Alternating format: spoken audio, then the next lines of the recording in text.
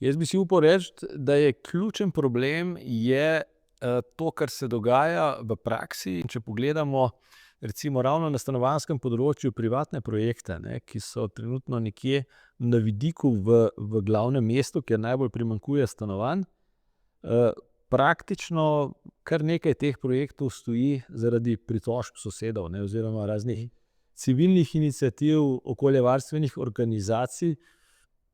Vemo, da projekt v Dravljah Brusnica 2 leti čaka, ne, zdaj zaradi tega so imeli že pridobljeno gradbeno dovoljenje, pa je upravni spor in ja, preveč možnosti je, ne, da se brez argumentov, ne vem, zato da ne vidijo več, ne vem, sončnega zahoda, ne, pogled na Dolomite, ne more biti, da ena soseska se ne bi zgradila, ne.